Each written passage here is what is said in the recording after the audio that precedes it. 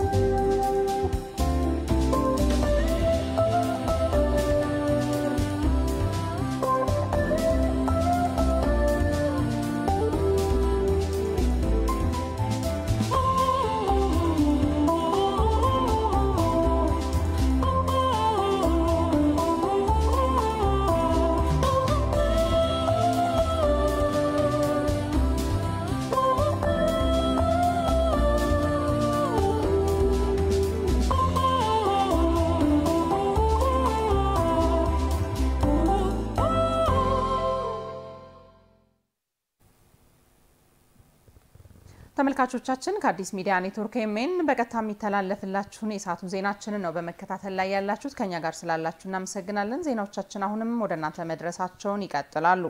በቀጣዮቹ 8 ወራት በመዲናዋ የኑሮ ውድነት ጫናን የሚቀንሱ የምርት አቅርቦት የግዥና ቁጥጥር ተግባራት ተጠናክረው እንደሚቀጥሉ የአዲስ አበባ ከተማ ምክትል ከንቲባ አቶ ጃንጥራር አባይ አስታወቁ።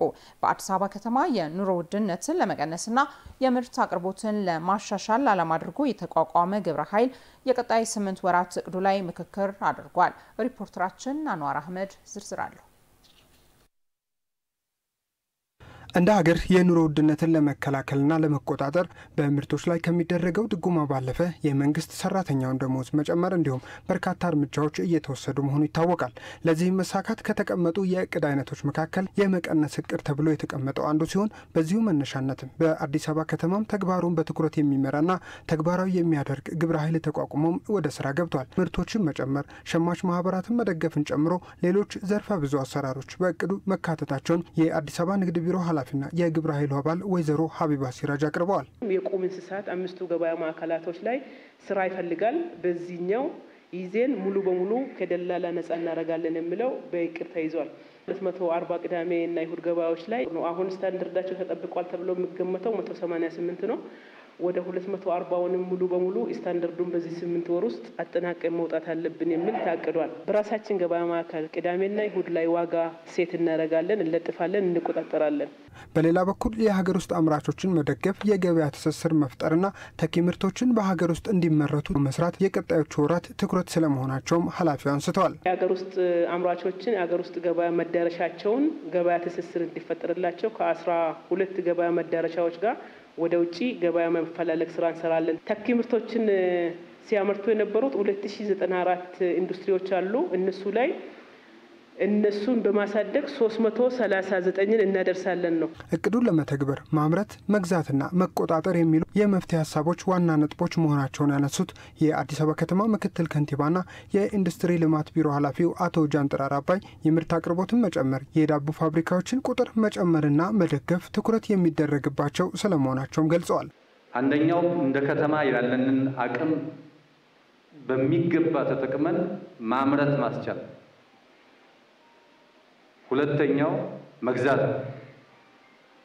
አምርተን ሁሉን ስለማንሸፍን ማለት፣ ሶስተኛው ይህንኑ የሚደግፈው መቆጣጠር ነው፣ ኮንትሮባንድን መቆጣጠር። ሌላኛው የኢንዱስትሪ ምርት ነው። የዳቦ ኢንዱስትሪ ያለን፣ የዱቄት ኢንዱስትሪ ያለን፣ የፓስታ ኢንዱስትሪ ያለን፣ የማካሮኒ ኢንዱስትሪ ያለን፣ የምንገዛቸው ግዢዎች አሉ። በግዢ አቅርቦትን ማሻሻል። ማን ነው የሚገዛው?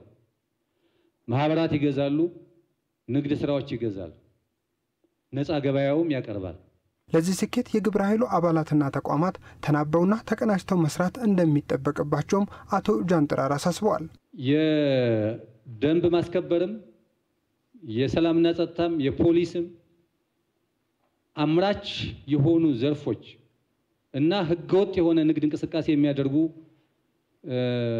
የንግዱ ማህበረሰብ አካላት ቁጥጥር ስናደርግ ኢኔብሊንግ እናድርገው ብለን ተነጋግረናል። ከዚህ በፊት ምርት ወደ ገበያ እንዲቀርብ የሚያስችል ሁኔታ እንፍጠር። ከመዝጋት ባሻገር ምርት ወደ ገበያ የሚቀርብበትን እድል ቀድመን እንስራ። ቀድመን ግን ሄደን ኢንዱስትሪውን ምንድነው የጎደለ ብለን ብንሞላለት ሰራተኛውም ይረጋጋል፣ ኢንዱስትሪውም ያመርታል፣ እኛም ህግ እናስከብራለን። በግብረ ኃይሉ የቀረበው እቅድ የከተማዋን ነዋሪ የኑሮ ጫና የሚቀንስና በቂ የምርት አቅርቦት እንዲኖር የሚያስችል በመሆኑም በትጋት እንሰራለን ያሉት ደግሞ የግብረ ኃይሉ አባላት ናቸው። ምሪቱን በደንብ ወስደን ተገቢውን ክትትል ከተደረገ በ8 ወር ውስጥ የቀረበው እቅድ ከዛም በላይ መፈጸም የምንችልበት ሁኔታ ይኖራል። በአንድ ግብረ ኃይል እየተቀናጀን የምንሰራው ስራ አሁን የወጡትን እቅዶች ወደ ተግባር ገብተን ለመስራት የሚያስቸግረን ነገር የለም። ግብረ ኃይሉ ንግድ፣ ደንብ ማስከበር፣ ሰላምና ጸጥታ አስተዳደርንም ያካተተ ስለመሆኑ ተመላክቷል። አራዳ ፓርክ በከተማው የተከናወኑ የልማት ስራዎች ስኬት ማሳያ መሆኑን የአዲስ አበባ ከተማ የፖለቲካ ፓርቲዎች የጋራ ምክር ቤት አባላት ተናገሩ። አራዳ ፓርክንና አዲስ መስህብን የጎበኙት የጋራ ምክር ቤቱ አባላት በኢትዮጵያ ብሔራዊ ጥቅምና የሉዓላዊነት ጉዳይ ላይ በጋራ እንደሚቆሙ አንስተዋል። ዳንኤል መላኩ የምታዩቸው የመኪና ማቆሚያዎች ናቸው። ከስር አንድ ጳስ አለ። ይህ የደቀቁና ያረጁ መንደሮች የነበሩበት አዲሱ የአራዳ ገጽታ አራዳ ፓርክ ነው። ይህ አካባቢ የተለያዩ ዘመናዊ የመዝናኛ አማራጮችን የያዘና ከወዳጅነት ፓርክ ጋር ተናቦ የተሰራ መሆኑ ተጠቅሷል። ፓርኩ ከተማ አስተዳደሩ ከግብር ከፋይ የሚሰበስበውን ግብር በአግባቡ ለልማት መዋሉን ማሳያ መሆኑ ተነስቷል። የአዲስ አበባ ከተማ የፖለቲካ ፓርቲዎች የጋራ ምክር ቤት አባላትም ይህ በህዝብ ሀብት የተሰራውን የአራዳ ፓርክና አዲስ መሶብ የአንድ ማዕከል አገልግሎት መስጫን ጎብኝተዋል። የምክር ቤቱ አባላት ስለ አራዳ አዲስ ገጽታና ውበት ከተነገረው በላይ በጉብኝቱ መመልከታቸውን ተናግረዋል። የተሰሩ ስራዎች ጥሩዎች ናቸው። ለከተማውም ውበት ጥሩ ነው። ህጻናት መጥተው የሚቆዩበት የሚዝናኑበት ቦታ ጥሩ ነገሮች አሉ ከተማው ውስጥና አራዳ ክፍለ ከተማ ጥሩ ስራ ሰርቷል ማለት ይቻላል። ጉብኝቱ በጣም የሚገርምና እኔ እንደውም የምለው ምንድነው ለኛ ለተፎካካሪ ፓርቲዎች መንግስት ልማቱን አቃሉልናል ብዬ ነው ማስበው። ምክንያቱም ካየነው አንፃር ይሄን ቦታ እኔ አውቃለሁ ከዚህ ቀደም ምን እንደነበረ። ዛሬ ላይ እንደዚህ ቆመን ለመነጋገርና እንደዚህ አይነት ንጹህ አየር ማግኘት ማለት በጣም መታደል ነው ብዬ ነው ማስበው። የምርም ነው የሚታይ ነገር ስለሆነ ማለት ነው። ሌላውንም መጋበዝ እፈልጋለሁ። እንደ ሀገራችን እንደ አዲስ አበባ ወንዝ ሲባል ደግሞ አስጠያፊ ነገር ነበር ከዚህ በፊት። አሁን ደግሞ ያው ሆኖ በማገኘቴ እኔ እጅግ በጣም ደስ ብሎኛል። ምንድነው መስራት የሚችለው እጅ ማሰብ የሚችለው አእምሮ ከዚህ ፈርዘር ሌሎቹ መስራት እንደምንችል ትልቅ ማሳያ ነው ብዬ ነው የሚገምተው። የጋራ ምክር ቤቱ አባላት አዲስ መሶብ የአንድ ማዕከል አገልግሎትን የጎበኙ ሲሆን የመንግስት አገልግሎቶች በአንድ መስኮት ማግኘት የሚቻልበት ሁኔታ መፈጠሩ ሀገራችን የእድገት ጎዳና ላይ መሆኗን ማሳያ ነው ሲሉ አንስተዋል። እኔ መሶብ ሲባል ከዚህ በፊት እንደዚህ አላሰብኩም ነበር። ዛሬ በአካሌ ገብቼ በማየቴ እጅግ በጣም ደስ ብሎኛል። እኔም እንደ አጋጣሚ አይዲ ካርድ ኤክስፓየር አድርጎ ነበር። አሁን አስመዝግቤ ነው ወጣው። አሁን ደግሞ ወደዛ ሲመለስ ይዤ እወጣለሁ ማለት ነው። ያለ ነገር ምንድነው ሀገራችን ወደ ቴክኖሎጂ ለቴክኖሎጂ ያለች ቦታ ምንድነው የሚለው ነው የሚያሳየው። በጣም የሚደንቅ ነው። በአንድ ማዕከል የመሶብ ተብሎ የተዘጋጀው ፕሮግራም የተቀረጸው ፕሮግራም በጣም ድንቅ ነውና እሱንም በተለየ ሁኔታ ነው ያየነውና ጥሩ ነው። በጣም አጠቃላይ ልማቱ ላይ ያለው ነገር ቴክኖሎጂ ላይ ያለው ነገር እጅግ በጣም የዘመነ ነው ብዬ ነው ማስበው ካየሁት አንፃር። እኛ የፖለቲካ ፓርቲዎች ፖለቲካዊ ልዩነቶች ሳይገድቡን በሀገር ጉዳይ ላይ በጋራ መቆም ከቻለን በአጭር ጊዜ ውስጥ ለውጥ ማምጣት እንደሚቻል የአዲስ አበባ ከተማ የልማት ስራዎች ምስክር ናቸው ብለዋል። በሀገራዊና በብሔራዊ ጥቅም ላይ ብሔራዊ ጥቅምንና የሀገርና ሕዝብን አሳልፎ ይሰጣል የሚል እምነት የለኝምና በዚህ ማንም ሰው ቅድሚያ ለራስ ነው። መጀመሪያ እኛ ስንኖር ነው ሀገር ያለ ሰው ያለ ህዝብ ያለ ሀገር ምንም ነን ተነጣጥለን የምንኖር ስላልሆን ህልውና ጉዳይና የሉዓላዊነት ጉዳይ ሲመጣ ማንም ሰው ሳይጠራው በፉጨት የሚገናኝ ህዝብ ነው ያለ። እዚች ሀገር ሁላችንም በጋራ ከሰራን ከዚህ የተሻሉ ለውጦችን ማምጣት እንችላለን። አይዲዮሎጂያችንም የተለያየ ቢሆን ልማቱ ላይ ግን በጋራ ብንቆም ካለው የመነታረክ ወተን በጋራ ብንቆም ከዚህ የተሻለ ነገር እናያለን የሚል ለዚህ ሀገር ታክቴን ከሰራን እቺ ሀገር ወደፊት ትልቅ ቦታ ትደርሳለች ብዬ ገምታለሁ። ለሁሉም ግን የፖለቲከኞችም ይሁን የሀገራችን ብሔር ብሔረሰቦችም እጅ ለእጅ ተያይዘን ከዚህ በላይ መሄድ እንደምንችል ነው የሚሰማኝ። በአዲስ አበባ ከተማ የኮሪደር ልማት ስራን ተከትሎ የህዝብ መዝናኛ ስፍራዎች በስፋት እየተሰሩ ይገኛሉ። ባልደረባችን መቅደስ ደምስ በተለይ በረፍት ቀናት የመዝናኛ ስፍራዎች ገጽታ ምን ይመስላል ስትል በጋርመንት አካባቢ ቅኝት እያደረገች ትገኛለች። በቀጥታ መስመራችን ላይ ነው የምትገኘው። ከሷ ጋር ጥቂት ቆይታን የምናደርግ ነው የሚሆነው። መቅደስ እንደምን አምሽተሻል? አንቺ ባለሽበት ጋርመንት አካባቢ የምሽቱ ድባብ ምን ይመስላል? አመሰግናለሁ ኢየሩሳሌም እንደምናመሸሽ። እንግዲህ ቀደም ብለሽ ለማንሳት እንደሞከርሽው አሁን የምንገኘው በጋርመንት አካባቢ ነው። እንግዲህ አዲስ አበባ ከቅርብ ዓመታት ወዲህ ደግሞ ህጻናቶቿን በተለይም ደግሞ እንግዲህ እድሜያቸው እስከ 6 የሚጠጉና ከዛ በላይ የሚገኙ ህጻናቶቿን ታሳቢ በማድረግ የተለያዩ ስራዎችን በስፋት እያከናወነች እንደምትገኝ ይታወቃል። በተለይም እነኚህ ታዳጊ ህጻናቶቿ ላይ መስራት እንግዲህ ለነገ ሀገር ተረካቢ ብቁ ትውልድን ለማፍራት ወሳኝ መሰረት እንዳለው የሚታወቅ ነው። በመሆኑም እነኚህ ህጻናቶችን ታሳቢ ያደረጉ የተለያዩ ስራዎች በስፋት እየተከናወኑ ይገኛሉ። በስፋት እየተሰራ የሚገኘው የመዲናዋ የኮሪደር ልማት እነኚህ ታዳጊዎችን እንግዲህ ታሳቢ ያደረገ ነው። እኛም በዚህ በጋርመንት ተገኝተን እንግዲህ እነኚህ የሚሰሩ የልማት ስራዎች ምን ያህል ህጻናትን ታሳቢ አድርገዋል በሚል እንግዲህ ቅኝትን ስናደርግ ቆይተናል።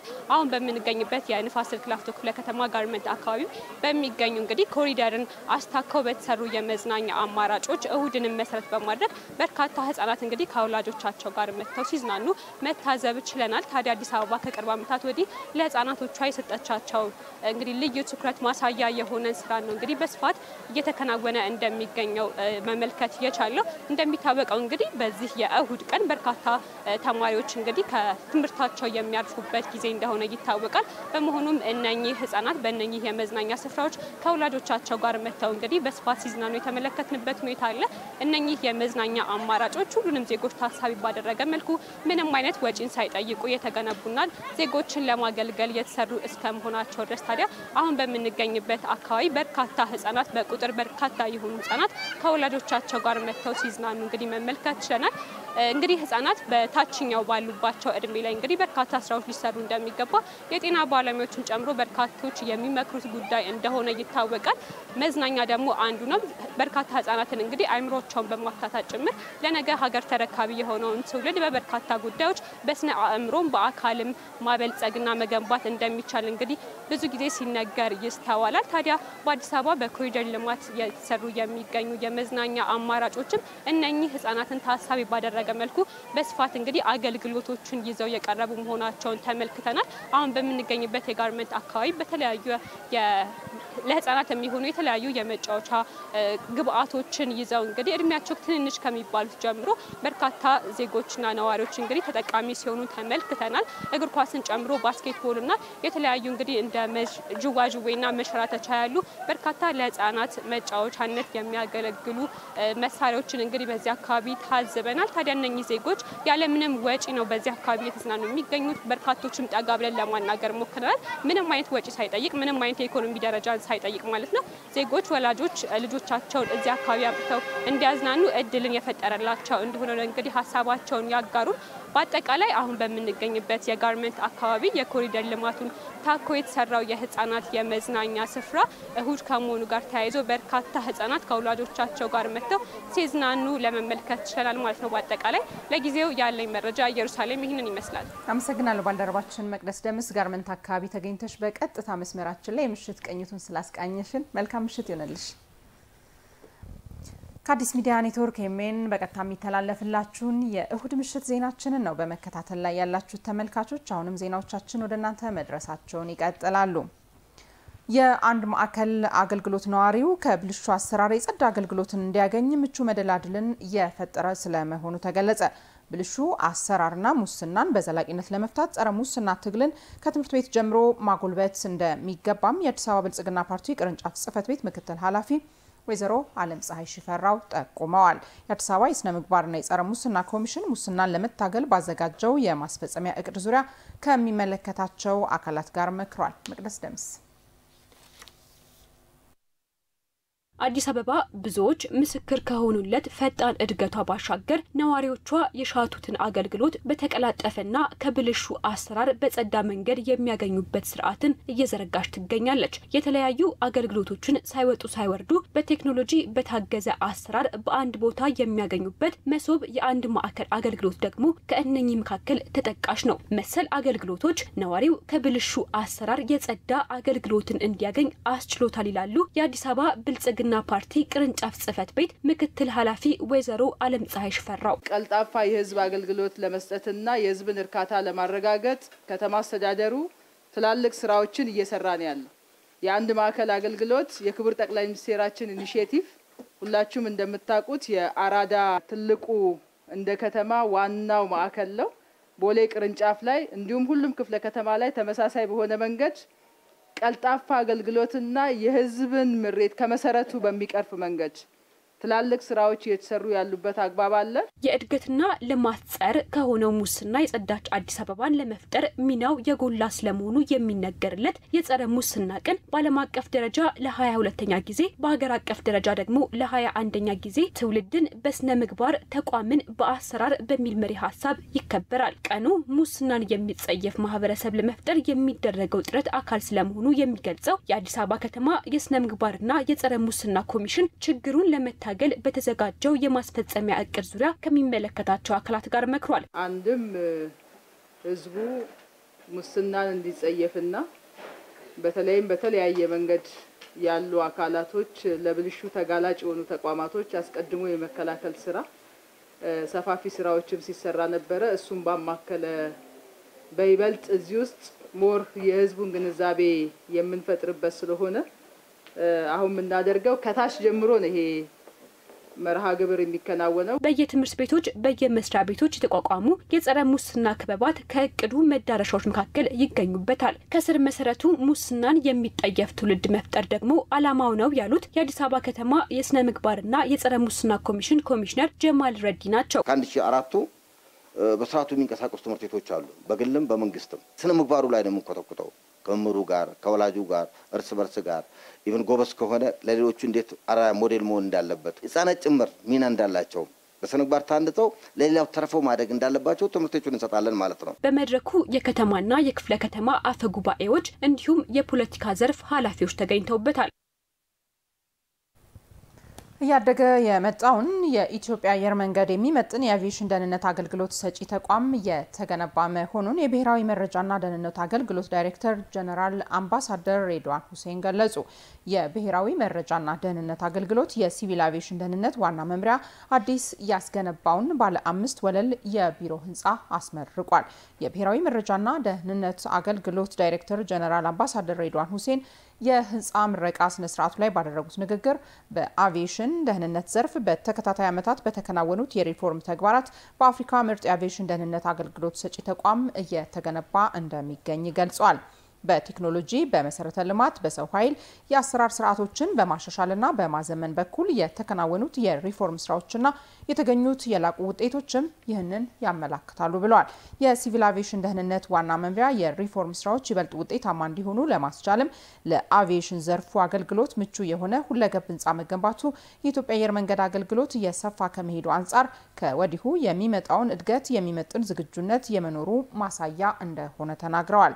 በአቪዬሽን ዘርፍም ሆነ በሌሎች ብሔራዊ ደህንነትንና ጥቅምን በሚመለከቱ ስምሪቶች በጸጥታና በመረጃ ተቋማት የተገነባው የትብብር መንፈስ ትላልቅ ስጋቶችን በጋራ ለመመከት ማስቻሉን የጠቀሱት አምባሳደር ሬድዋን በቀጣይም እንደ ሀገር የሚገጥሙንን ችግሮች ለመሻገር አጋርነቱ ተጠናክሮ ይቀጥላል ብለዋል።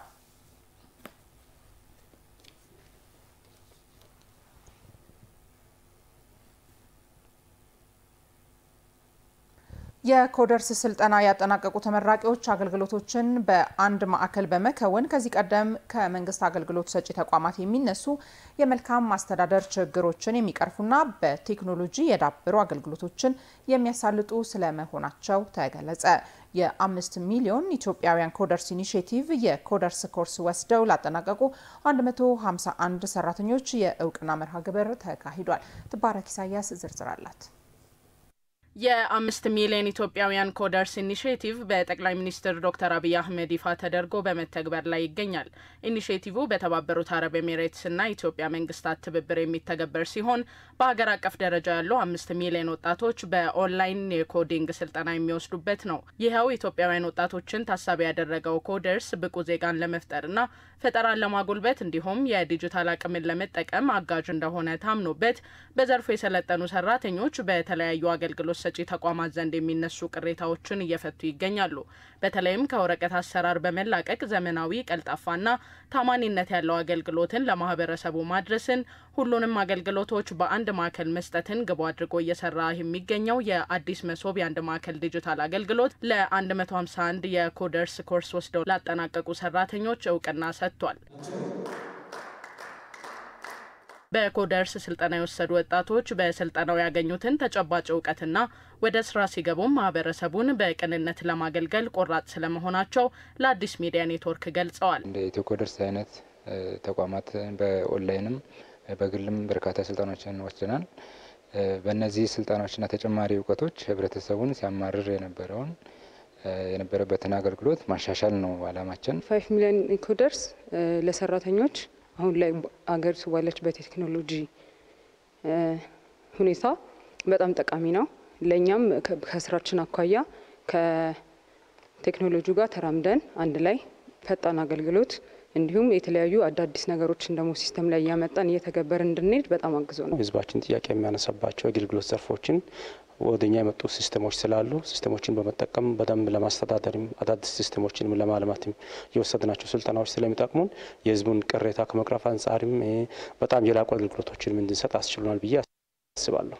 ማህበረሰቡ ከዚህ ቀደም ከመንግስት አገልግሎት ሰጪ ተቋማት የሚያገኛቸውን አገልግሎቶች ከጥራት፣ ከፍጥነት፣ ከጊዜ፣ ከቴክኖሎጂ አጠቃቀምና ተያያዥ ነገሮች አንጻር በተደጋጋሚ ቅሬታ የሚያቀርብባቸው ሆነው መቆየታቸውን ያነሱት የአዲስ መሶብ የአንድ ማዕከል ዲጂታል አገልግሎት ዋና ዳይሬክተር አቶ ዮናስ አለማየሁ በቅርቡ በተጀመረው የአንድ ማዕከል አገልግሎት ቀድሞ የሚነሱ ችግሮችን ለመቅረፍ በትኩረት እየተሰራ እንደሚገኝ ጠቁመዋል።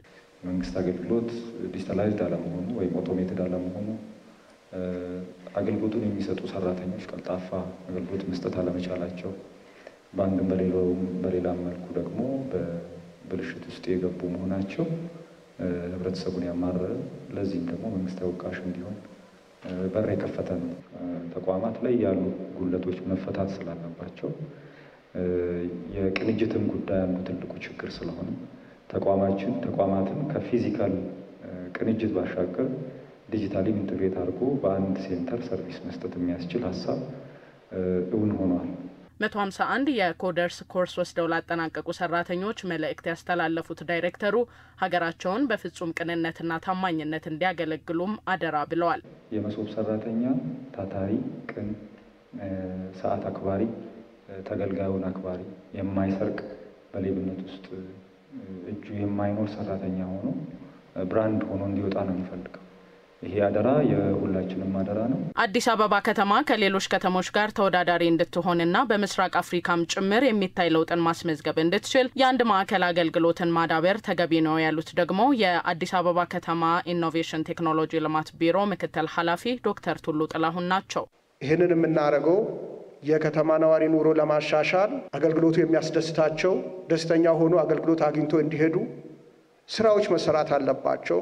ለዛ ነው የመሶብ ኮንሰፕት ጽንሰ ሀሳብ የመጣው ማለት ነው።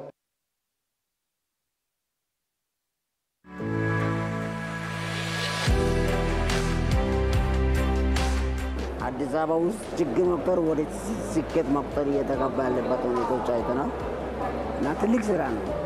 እንደ ሀገራችንን አንገታችን ከፍ የሚያደርግ ስራ አዲስ አበባ የቱሪዝም መዳረሻ አዲስ አበባ በትልቁ ቱሪዝም መዳረሻ በቃ አዲስ አበባ ትምህርት ቤት ነው። አዲስ አበባ ዩኒቨርሲቲ ነው ለሁሉም።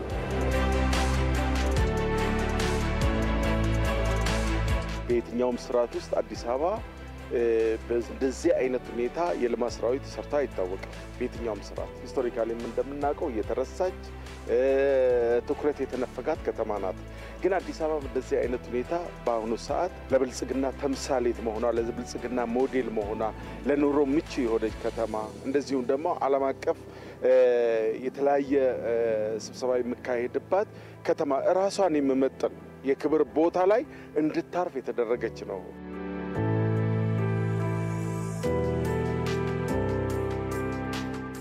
የሳይንስ ሙዚየም እንግዲህ ፈጠራን፣ ፍጥነትን በአንድ ማዕከል ላይ እንዴት የሰው አእምሮ ያስበው ምድር ላይ ማስቀመጥ እንደሚችል በተግባር ያየሁበት ሙዚየም ነው ማለት ይቻላል።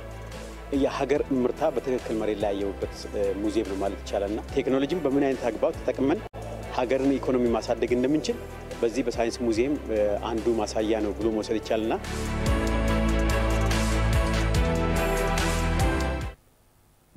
ቀጥለናል። ተመልካቾቻችን ከኛ ጋር ስላላችሁ እናመሰግናለን።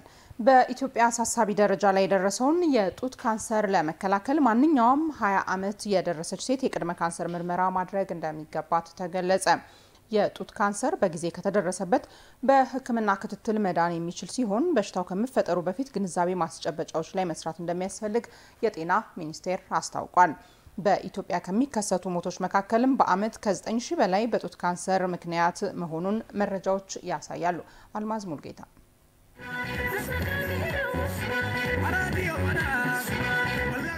ዶክተር ፍሬህይወት ደርሶ ትባላለች። ኑሮዋ በሀገር አሜሪካ አትላንታ ነው።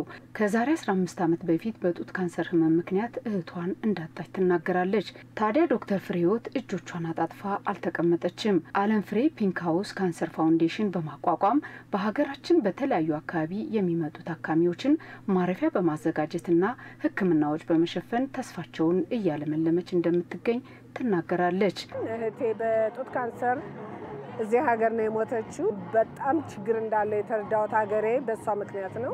ምን ይሆን እያሉ የተጨነቁ በፍርሃት ለሚታመሙ ገና ሳይሆን በፍርሃት ለሚታመሙ እህቶቼ አሁንም ከመጣው 3 ሴቶችን አሳክሜያለሁ።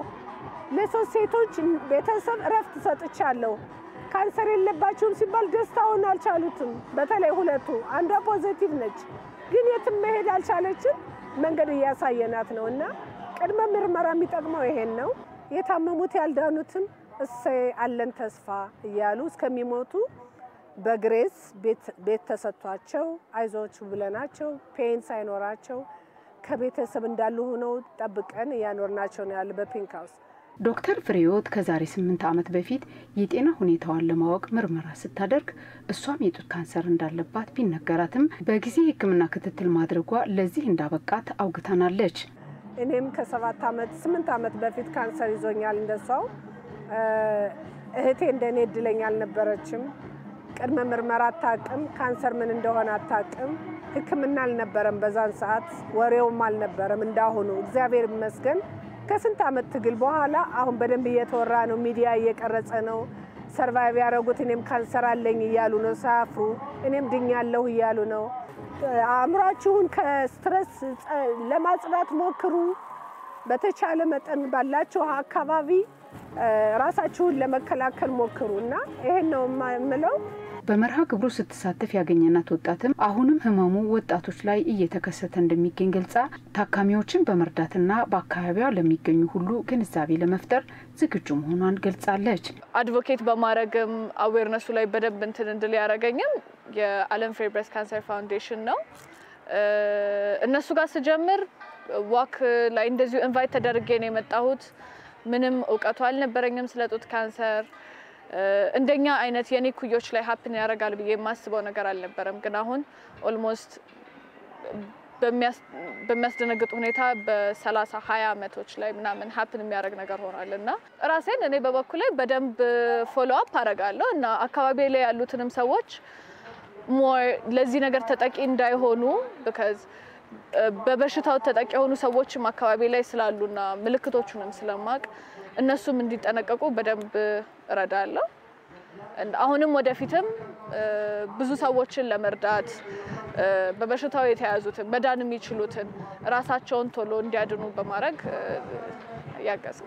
የጤና ሚኒስቴር የጡት ካንሰርን ለመከላከል ዘርፈ ብዙ ስራዎችን እየሰራ ቢሆንም ክፍተቱን ለይቶ በማወቅ ቅድመ ምርመራ ላይ ትኩረት በመስጠት ሞትን መቀነስ እንደሚቻል እየሰራ መሆኑን የጤና ሚኒስቴር የጡት ካንሰር ኤክስፐርት ክበብባት ኃይሌ ትናገራለች። የጡት ካንሰር እንግዲህ ከጊዜ ወደ ጊዜ በሽታው በአዲስ መልክ የሚያዙና የሚሞቱ ቁጥሮች እየጨመሩ ነው። በሀገራችንም እንደሚታወቀው ከ16000 በላይ በየአመቱ በጡት ካንሰር ይያዛሉ። እንዲሁም ከ9000 በላይ የሚሆኑ ሴቶች በጡት ካንሰር በየአመቱ ይሞታሉ። ስለዚህ እነዚህን መነሻ አድርገን ምንድነው እነዚህ ሰዎች የሚሞቱበት ጋፕ የሚያመጣው ምንድነው የሚል ነገር ለማየት ሞክረናል። እንደኛ ምክንያቱም አሁን የጡት ካንሰርን early ሰዎችን መድረስ ብንችል አብዛኛው እንግዲህ ቅድም 9000 ያልኳቸው ሰዎች በህይወት አናጣቸው ነበር። ስለዚህ ከዛ አንፃር በተለይ የግንዛቤው ሰፊ ክፍተት እንዳለበት ለህክምና የሚመጡ ሰዎችን ስናናግራቸው ሌት ስቴጅ ነው የሚመጡት፣ ደረጃ 3 ደረጃ 4 ከሆነ በኋላ ማለት ነው። ስለዚህ ይሄ ደረጃው ስር ከሰደደ በኋላ መምጣቱ ደግሞ አንደኛ የህክምና ውጤቱን የከፋ ያደርገዋል፣ ሁለተኛ ሰዎችን ለከፋ ችግር ያዳርጋል። ስለዚህ የተሻለ የሚሆነው ቅድመ መከላከል ላይ መስራት፣ ህብረተሰቡ መተገቢ ግንዛቤ ማስያዝ ደግሞ የቅድመ ልየታ ስራውን በጤና ተቋም ላይ አቀናጅቶ መሄድ። ስለዚህ ይሄን ካረግን አሁን ምንላቸው በየአመቱ 9000 ይሞታሉ ያልናቸው የጡት ካንሰር ኬዞችን በተገቢው እንግዲህ ትኩረት አድርገን ከሰራን አናጣቸውም ማለት ነው። ስለዚህ በጊዜ ከደረስን የጡት ካንሰር መዳን የሚችል በሽታም ስለሆነ ማለት ነው። በዓለም አቀፍ ደረጃ ያለፈው ጥቅምት ወር የጡት ካንሰር ወር ተብሎ መከበሩ ይታወሳል። የዚህም የመዝጊያ መርሃ ግብር ጤና ሚኒስቴርና ዓለም ፍሬ ፒንክ ሃውስ ፋውንዴሽን በአካል ብቃት እንቅስቃሴ አክብረውታል።